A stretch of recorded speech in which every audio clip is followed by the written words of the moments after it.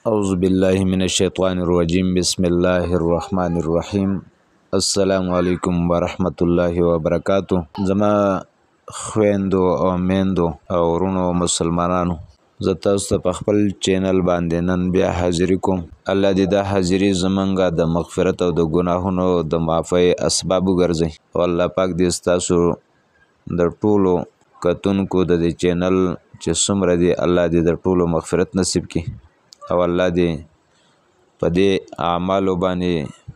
په دې وظایفو باندې الله دې د عمل توفیق را نصیب کړي. الله پاک دې زموږ او تاسو د دنیا او د آخرت د کامیابی اسباب وګرځي. رمضان المبارک هغه شروع کېدو ولده او شروع د تقریبا په رمضان المبارک کې د ټول ناول موږ مسلمانانو باندې رمضان المبارک روزې نسل دا فرض دي. څنګه چې حج فرض دی، څنګه چې زکات فرض دی، څنګه چې منځ فرض دی، نو دغه شانې روزه نیول هم فرض دی.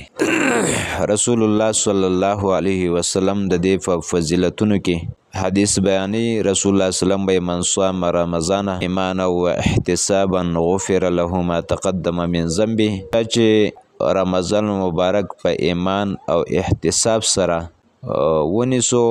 داغه روزي ونیسلې، داغه مخکنی ټول ګناهونه به الله معاف کړي. الله دې زمونږ او تاسو ټول ګناهونه معاف کړي. او بل حدیث پاک کې راځي، رسول الله صلی الله علیه وسلم فرمایي الصوم لی وانا اجزي به، روزه زما ده او زه په خپل بندله اجر ورکوم. د هر عمل اجر هغه پرشتي لیکي، د رمضان مبارک اجر او ثوابونه د نیکو اعمالو هغه الله پاک لیکي. الله دې موږ او تاسو لپاره د نیکو اعمالو توفیق راکړي. رمضان مبارک کې څو خبرې ډېرې لازمي دي. اکثر خلک داسې رمضان مبارک د مسایلو نه خبرې. زه صرف څو مسایل چې روزې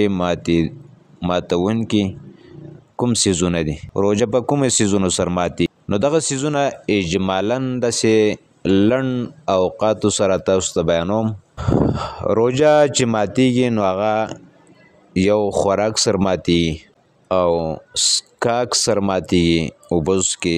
چایوس کې وغیرہ، او جما کولو سر ماتیږي. اوس کدی کې خطاان یو سړي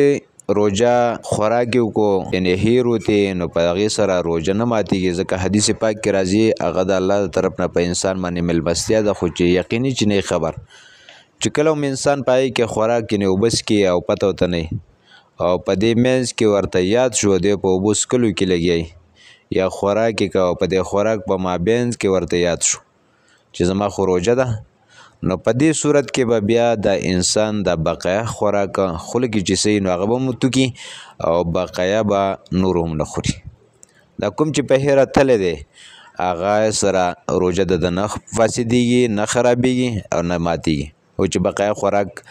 د یادېدل نه رستو تیر نه کی. نو دا یو صورت شو، یو مسله شو. وس په دې صورت کې دا مسله هم یاد ساتئ که په خطا سره چا وکړه، یعنی خطا ان داسې وکړه چې دې شي سره روزه نه ماتیږي، حالانکه هغه قصدن آمدن هغه څیز وخوړ نو پای سره روزه ماتېده، نو د هغې روزې به صرف قضا راوړي ځکه دی خطا شوی دی. او که قصدن داسې وکړه نو روزه به هم قضا راوړي او مسلسل شپېته ورځې به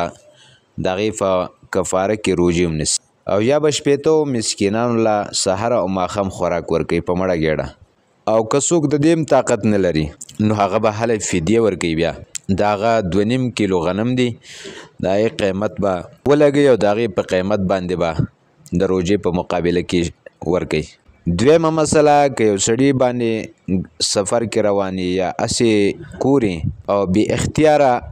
قی وکړو الټۍ وکړي، نو که دا الټۍ لږې وي او که ډېرې وي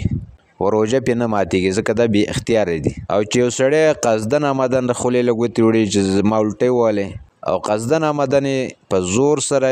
په ډکه خوله باندې قی وکړو نو روزه ماتېږي او قضا به صرف دا روزه به قضا راوړي. او که په ډکه خوله نه دا قی په نیمه خوله باندې و نو بیا روزه نه ماتېږي. درېیمه مسله، که یو کس بېهوشه شو او په هوش کې راغی، یو ورځ بېهوشه او یا چې نیمه ورځ بېهوشه یا لکه د زنانه بیماری او د هغې بیماري بنده شوه په نیمه ورځ کې،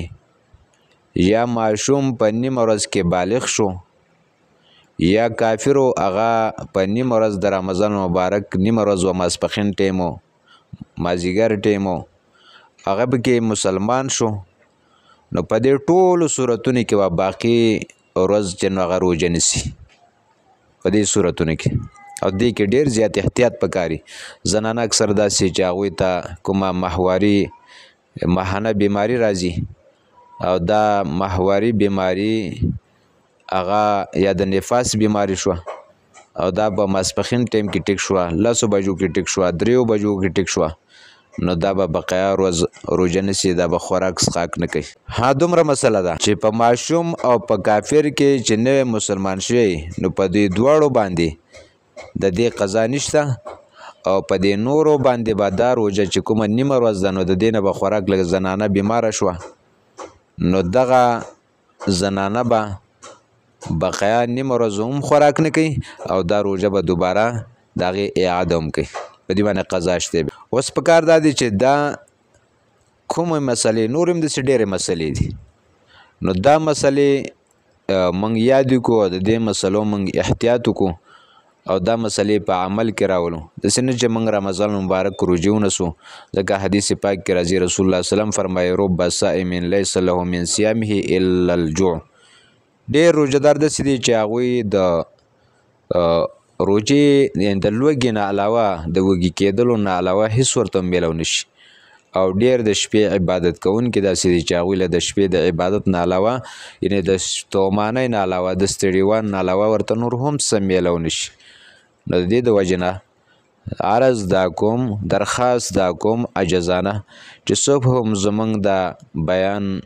واوري او دا مسلې یادې کړي نو دا مختصر شان ما مسلې وي نورې مسایل پکې ډېر زیات دي او دا مختصر مسایل مې د دې دپاره وي چې دا ډېر اهم دي او ډېر لازمي دي اکثره خلک د دې نه ناخبرې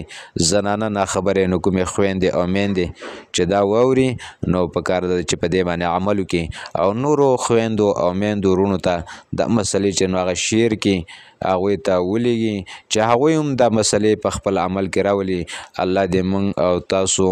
یعنې ښه او باد ساتي الله دې رمضان مبارک روژې زموږ او ستاسو دپاره د مغفرت سبب وګرځوي الله دې رمضان مبارک روژې قیامت کې زموږ دپاره سفارش کوونکي وګرځوي